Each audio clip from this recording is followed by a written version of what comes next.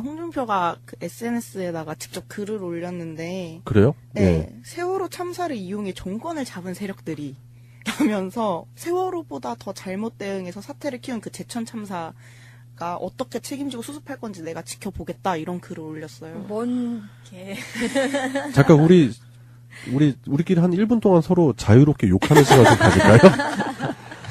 예. 아이고, 뭐, 제천 그 화재 사건을 들먹이면서 네. 아주님 습격으로 또 이용해 먹으려는 류여해나 잘 단속을 하시지. 그렇죠. 뭘 세월호를 또 들먹이시면서 그런 말을 하시는지 모르겠네요. 그래요. 지금 그 류의 인형 들고 와가지고 나 팽당했다고 네. 막 울먹울먹 하는데 그래도 한때 같이 이렇게 정치적 뜻을 같이 했던 사람인데 좀 위로를 해주고 그러셔야지. 그래요. 뭐 무지 인형이라도 사주든가. 그러니까 야당의 수준을 딱 보여주는 거죠. 또 세월호 사건. 세월호 사건 또 들고 나와가지고 세월호 사건으로 정권을 잡았다는 그런 개 망발을 하고 앉았는 그런 당대표. 정상적인 정당이라고 볼 수도 없는 거고 그 당을 대표하는 사람의 의식 수준이 결국 그거밖에 안 된다. 이제 욕하기도 아까워요. 좀. 그러니까요. 네. 세월호 사건을 자꾸 정치적으로 이용하려고 하는 그런 모습이 보이는 거죠. 화재 사건 자체도 지금 그 네. 정치적으로 이용하는 거가 이제 문제인 거잖아요. 그렇죠. 네, 아예 언론이랑 포털 방송이 다 좌파들밖에 없고 SNS에도 문바들밖에 없다 이러면서 저 깜짝 놀랐어요. 그냥 막 써놨어요 글을. 막 샀어요? 네, 진짜 그냥 막 찔러놔가지고. 뭐 거의 뭐 SNS를 보면 그 사람의 수준을 알 수 있는데 그냥 배설 수준. 그 최근에 또 일본에 가서 그 굴욕적인 모습. 네. 네, 의자 사이즈, 의자 높이 때문에 또 문제가 됐었는데 그런 모습들 보여주는 사람이 결국에는 그 뭐 문재인 대통령이 뭐 중국 가서 뭐 굴욕적인 외교 뭐 아련을 했다는 듯한 그런 말을 했지만 정작 본인이 일본에 가서 네. 아련을 하듯이 굽신굽신. 허리도 이만큼 숙이고. 네, 네. 네. 원래 약자한테 강하고 강자한테 약한 전형적인 그쪽 부류의 사람들의 모습을 보여주는 사람. 그 사람이 현재 야당의 당대표입니다. 그 사람이 홍준표입니다. 우리가 엘리트라고 생각하는 그 사람들이 알고 보면 다 친일 경찰 노덕술의 후예 뭐 이런 거잖아요. 그렇죠. 그러네요. 그런 거기 때문에 사실 다 엮여 있는 거잖아요. 네, 노덕술 뭐 합한라 다 그런 사람들의 원료 아니겠습니까? 박정희도 빼놓을 수 없지. 무스케가 그렇게 귀여워했던 박정희도 네. 네, 저희 정신적 고향 일본에 왔습니다. 뭐 이러면서 형님이라고 모시겠습니다. 90도로 인사를 하고 네. 대통령인데 네. 쪼다 같은 모습을 보여줬죠.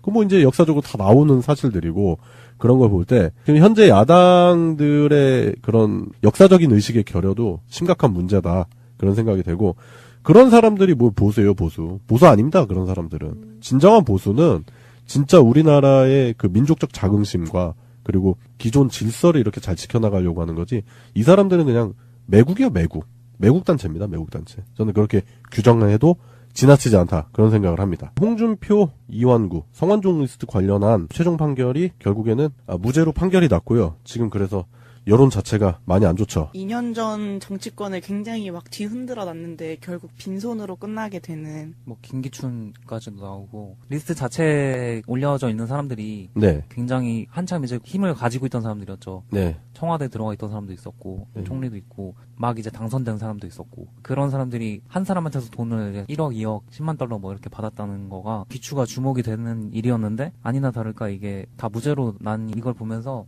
처음에 가졌던 우리가 그 분노들 있잖아요.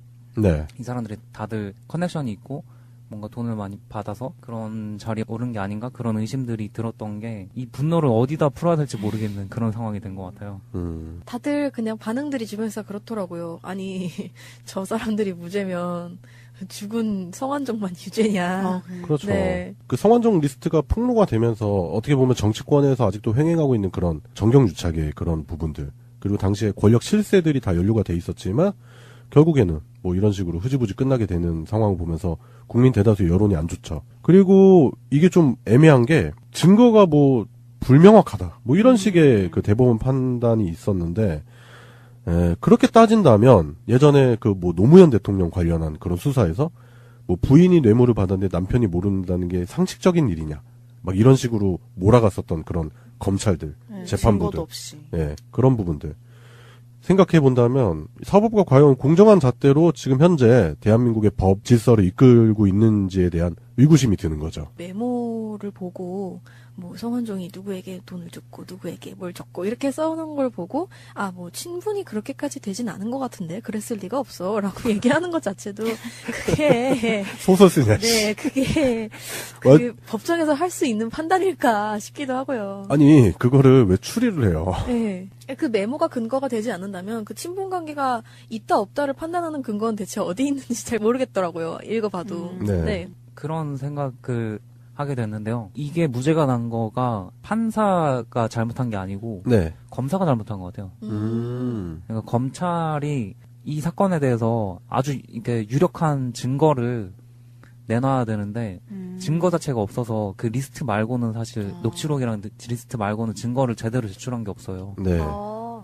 그래서 이게 무죄가 난 것 같고 좀 의심이 많이 되는 게 같은 날에 진경준 검사장이 무죄를 받았단 말이에요. 넥슨에서 2억 주고서 주식 받아가지고 120억에 팔았거든요. 네. 근데 그게 무죄가 났단 말이에요. 검사장이 무죄를 받은 거랑 검찰이 증거를 제대로 제출 못한 거랑 아무런 커넥션 없다고 보기엔 연결돼서 보이더라고요. 그렇죠. 재판부가 수사를 지시하는 곳도 아니고, 그리고 법정 공방을 통해서 판결을 내리는 곳이기 때문에, 어떻게 보면은 재판부의 전적인 잘못만은 아니다라는 송병호님 의견도 제가 봤을 땐 충분히 일리가 있다.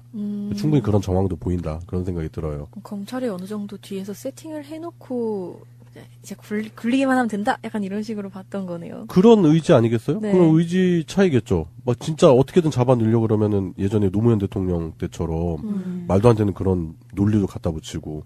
그리고 비교해볼 만한 사건이 있잖아요. 한명숙 전 총리 판결 사건을 보자고요.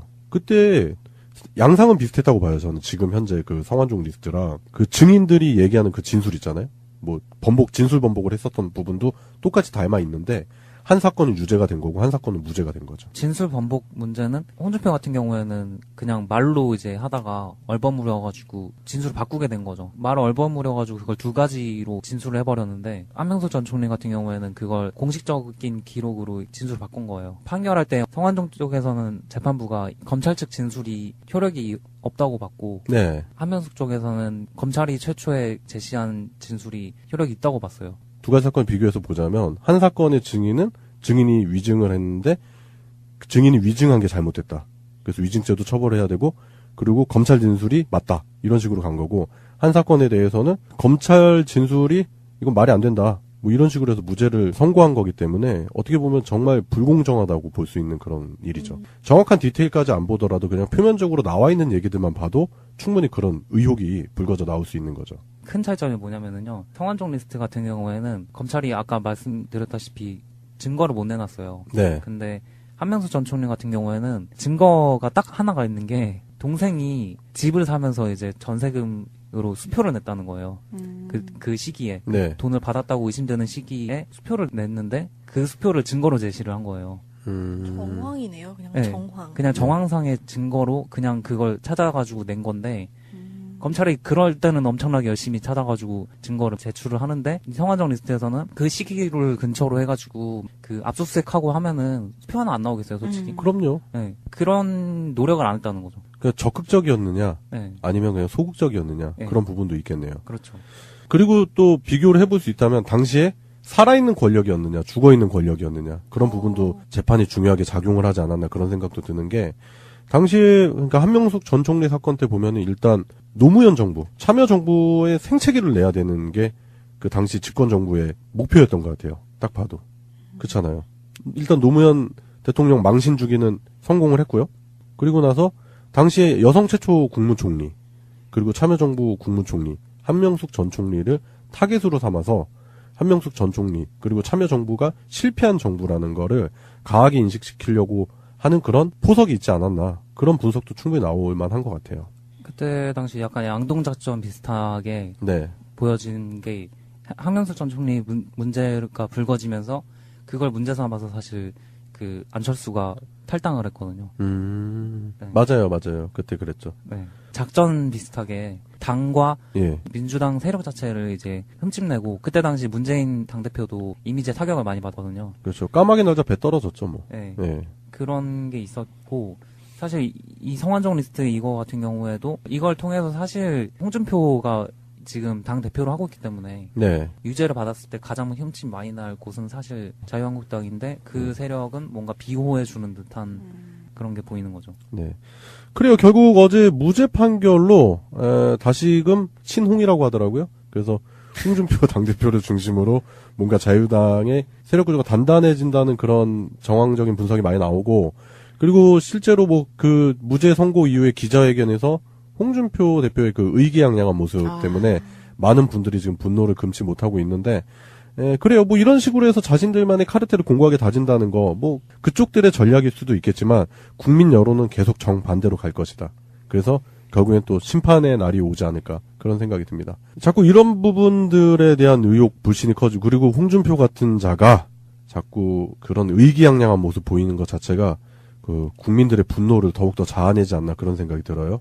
그래요. 현격히 수준이 떨어지는 야당, 그리고 그 야당의 대표, 그리고 그 야당의 대표가 과거에 있었던 혐의가 결국 무죄로 판결이 나면서 사법부에 대한 불신이 전 국민적으로 확산되고 있다. 굴욕적인 외교, 뭐 아련을 했다는 듯한 그런 말을 했지만, 정작 본인이 일본에 가서 네. 아련을 하듯이 굽신굽신. 네, 허리도 이만큼 숙이고. 네. 네. 원래 약자한테 강하고 강자한테 약한 전형적인 그쪽 부류의 사람들의 모습을 보여주는 사람, 그 사람이 현재 야당의 당대표입니다. 그 사람이 홍준표입니다. 우리가 엘리트라고 생각하는 그 사람들이 알고 보면 다 친일 경찰 노덕술의 후예 뭐 이런 거잖아요. 그렇죠. 그러네요. 그런 거기 때문에 사실 다 엮여 있는 거잖아요. 네, 노덕술, 뭐 하판라, 다 그런 사람들의 원료 아니겠습니까? 박정희도 빼놓을 수 기시노 없지. 부스케가 그렇게 귀여워했던 박정희도 네. 네, 저희 정신적 고향 일본에 왔습니다. 뭐 이러면서 형님이라고 모시겠습니다. 90도로 인사를 하고 대통령인데 네. 쪼다 같은 모습을 보여줬죠. 그 뭐 이제 역사적으로 다 나오는 사실들이고, 그런 걸 볼 때 지금 현재 야당들의 그런 역사적인 의식의 결여도 심각한 문제다, 그런 생각이 되고, 그런 사람들이 뭘 보수예요, 보수. 보수 아닙니다, 그런 사람들은. 진정한 보수는 진짜 우리나라의 그 민족적 자긍심과 그리고 기존 질서를 이렇게 잘 지켜나가려고 하는 거지, 이 사람들은 그냥 매국이요, 매국.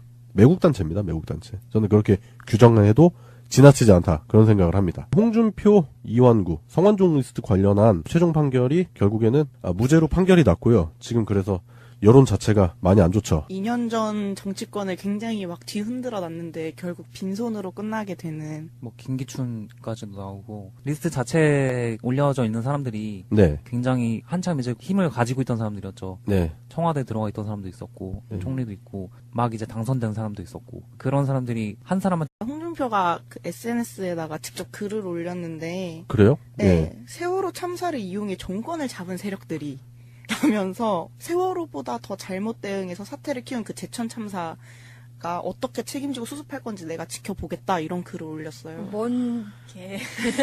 잠깐 우리끼리 한 1분 동안 서로 자유롭게 욕하는 시간 좀 가질까요? 네. 아이고 뭐 제천 그 화재 사건을 들먹이면서 네. 아주님 습격으로 또 이용해 먹으려는 류여해나 잘 단속을 하시지. 그렇죠. 뭘 세월호를 또 들먹이시면서 그런 말을 하시는지 모르겠네요. 그래요. 지금 그 류의 인형 들고 와가지고 나 팽당했다고 막 울먹울먹 하는데, 그래도 한때 같이 이렇게 정치적 뜻을 같이 했던 사람인데 좀 위로를 해주고 그러셔야지. 그래요. 뭐 무지 인형이라도 사주든가. 그러니까 야당의 수준을 딱 보여주는 거죠. 또 세월호 사건. 세월호 사건 또 들고 나와가지고 세월호 사건으로 정권을 잡았다는 그런 개 망발을 하고 앉았는 그런 당대표. 정상적인 정당이라고 볼 수도 없는 거고, 그 당을 대표하는 사람의 의식 수준이 결국 그거밖에 안 된다. 이제 욕하기도 아까워요, 좀. 그러니까요. 네. 세월호 사건을 자꾸 정치적으로 이용하려고 하는 그런 모습이 보이는 거죠. 화재 사건 자체도 지금 네. 그 정치적으로 이용하는 거가 이제 문제인 거잖아요. 그렇죠. 네, 아예 언론이랑 포털 방송이 다 좌파들밖에 없고 SNS에도 문바들밖에 없다 이러면서 저 깜짝 놀랐어요. 그냥 막 써놨어요, 글을. 막 샀어요? 네, 진짜 그냥 막 찔러놔가지고. 뭐 거의 뭐 SNS를 보면 그 사람의 수준을 알 수 있는데 그냥 배설 수준. 그리고 최근에 또 일본에 가서 그 굴욕적인 모습. 네. 네, 의자 사이즈, 의자 높이 때문에 또 문제가 됐었는데, 그런 모습들 보여주는 사람이 결국에는 그 뭐 문재인 대통령이 뭐 중국 가서 뭐 네. 한명숙 쪽에서는 검찰이 최초에 제시한 진술이 효력이 있다고 봤어요. 두 가지 사건 비교해서 보자면, 한 사건의 증인이 위증을 했는데 그 증인이 위증한 게 잘못됐다. 그래서 위증죄도 처벌해야 되고, 그리고 검찰 진술이 맞다, 이런 식으로 간 거고, 한 사건에 대해서는 검찰 진술이 이건 말이 안 된다, 뭐 뭐 이런 식으로 해서 무죄를 선고한 거기 때문에 어떻게 보면 정말 불공정하다고 볼 수 있는 그런 일이죠. 정확한 디테일까지 안 보더라도 그냥 표면적으로 나와 있는 얘기들만 봐도 충분히 그런 의혹이 불거져 나올 수 있는 거죠. 큰 차이점이 뭐냐면은요. 성완종 리스트 같은 경우에는 검찰이 아까 말씀드렸다시피 증거를 못 내놨어요. 네. 근데 한명숙 전 총리 같은 경우에는 증거가 딱 하나가 있는 게 동생이 집을 사면서 이제 전세금으로 수표를 냈다는 거예요. 그 시기에. 네. 돈을 받았다고 의심되는 시기에 수표를 냈는데 그 수표를 증거로 제시를 한 거예요. 정황이네요. 그냥 네. 정황. 그냥 정황상의 증거로 그냥 그걸 찾아가지고 낸 건데 검찰이 그럴 때는 엄청나게 열심히 찾아가지고 증거를 제출을 하는데 성완종 리스트에서는 그 시기를 근처로 해가지고 그 압수수색하고 하면은 수표 하나 안 나오겠어요, 솔직히. 그럼요. 네. 그런 노력을 안 했다는 거죠. 그러니까 적극적이었느냐 네. 아니면 그냥 소극적이었느냐 네. 그런 부분도 있겠네요. 그렇죠. 그리고 또 비교를 해볼 수 있다면 당시에 살아있는 권력이었느냐 죽어있는 권력이었느냐 그런 부분도 재판이 중요하게 작용을 하지 않았나 그런 생각도 드는 게 당시에 그러니까 한명숙 전 총리 사건 때 보면은 일단 노무현 정부 참여정부의 생채기를 내야 되는 게 그 당시 집권정부의 목표였던 것 같아요. 딱 봐도 그렇잖아요. 일단 노무현 대통령 망신 주기는 성공을 했고요. 그리고 나서 당시에 여성 최초 국무총리 그리고 그래서 돈을 이제 1억, 2억, 10만 달러 뭐 이렇게 받았다는 거가 비추가 주목이 되는 일이었는데 아니나 다를까 이게 다 무죄로 난 이걸 보면서 처음에 가졌던 우리가 그 분노들 있잖아요. 네. 이 사람들이 다들 커넥션이 있고 뭔가 돈을 많이 받아서 그런 자리에 오른 게 아닌가 그런 의심들이 들었던 게 이 분노를 어디다 풀어야 될지 모르겠는 그런 상황이 된 것 같아요. 다들 그냥 반응들이 주변에서 그렇더라고요. 아니 저 사람들이 무죄면 죽은 성완종만 유죄냐. 그렇죠. 네. 그 성완종 리스트가 폭로가 되면서 어떻게 보면 정치권에서 아직도 횡행하고 있는 그런 정경유착의 그런 부분들 그리고 당시에 권력 실세들이 다 연루가 돼 있었지만 결국에는 뭐 이런 식으로 흐지부지 끝나게 되는 상황을 보면서 국민 대다수 여론이 안 좋죠. 그리고 이게 좀 애매한 게 증거가 뭐 불명확하다. 뭐 이런 식의 그 대법원 판단이 있었는데 그렇게 따진다면 예전에 그 뭐 노무현 대통령 관련한 그런 수사에서 뭐 부인이 뇌물을 받았는데 남편이 모른다는 게 상식적인 일이냐. 막 이런 식으로 몰아갔었던 그런 검찰들, 네, 재판부들. 증거도 없이. 네, 그런 부분들. 생각해 본다면 사법부가 과연 공정한 잣대로 지금 현재 대한민국의 법 질서를 이끌고 있는지에 대한 의구심이 드는 거죠. 메모를 보고 뭐 성완종이 누구에게 돈을 줬고 누구에게 뭘 줬고 이렇게 써놓은 걸 보고 아 뭐 친분이 그렇게까지 되진 않은 것 같은데 그랬을 리가 없어라고 얘기하는 것 자체도 그게 소설 쓰냐. 네 그게 와- 그 법정에서 할 수 있는 판단일까 싶기도 하고요. 아니 그거를 왜 추리를 해요? 네. 그 메모가 근거가 되지 않는다면 그 친분 관계가 있다 없다를 판단하는 근거는 대체 어디 있는지 잘 모르겠더라고요. 읽어봐도. 네. 그런 생각을 하게 됐는데요. 이게 무죄가 난 거가 판사가 잘못한 게 아니고 네. 검사가 잘못한 것 같아요. 그러니까 검찰이 이 사건에 대해서 아주 이렇게 유력한 증거를 내놔야 되는데 증거 자체가 없어서 그 리스트 말고는 사실 녹취록이랑 리스트 말고는 증거를 제대로 제출한 게 없어요. 네. 아. 그래서 이게 무죄가 난 것 같고 좀 의심이 많이 되는 게 같은 날에 진경준 검사장이 무죄를 받았단 말이에요. 넥슨에서 2억 주고서 주식 받아가지고 120억에 팔았거든요. 네. 근데 그게 무죄가 났단 말이에요. 검사장이 무죄를 받은 거랑 검찰이 증거를 제대로 제출 못한 거랑 아무런 커넥션 없다고 보기엔 연결돼서 보이더라고요. 그렇죠. 재판부가 수사를 지시하는 곳도 아니고 그리고 법정 공방을 통해서 판결을 내리는 곳이기 때문에 어떻게 보면은 재판부의 전적인 잘못만은 아니다라는 송병호님 의견도 제가 봤을 땐 충분히 일리가 있다. 충분히 그런 정황도 보인다. 그런 생각이 들어요. 검찰이 어느 정도 뒤에서 세팅을 해놓고 이제 굴리기만 하면 된다? 약간 이런 식으로 봤던 거네요. 그런 의지 아니겠어요? 네. 그런 의지 차이겠죠. 막 진짜 어떻게든 잡아내려고 그러면은 예전에 노무현 대통령 때처럼 말도 안 되는 그런 논리도 갖다 붙이고 그리고 비교해볼 만한 사건이 있잖아요. 한명숙 전 총리 판결 사건을 보자고요. 그때 양상은 비슷했다고 봐요. 저는 지금 현재 그 성완종 리스트랑 그 증인들이 얘기하는 그 진술 있잖아요. 뭐 진술 번복을 했었던 부분도 똑같이 닮아 있는데 한 사건은 유죄가 된 거고 한 사건은 무죄가 된 거죠. 진술 번복 문제는 홍준표 같은 경우에는 그냥 말로 이제 하다가 얼버무려가지고 진술을 바꾸게 된 거죠. 말을 얼버무려가지고 그걸 두 가지로 진술을 해버렸는데 한명숙 전 총리 같은 경우에는 그걸 공식적인 기록으로 진술을 바꾼 거예요. 판결할 때 성완종 쪽에서는 재판부가 검찰 측 진술이 효력이 없다고 봤고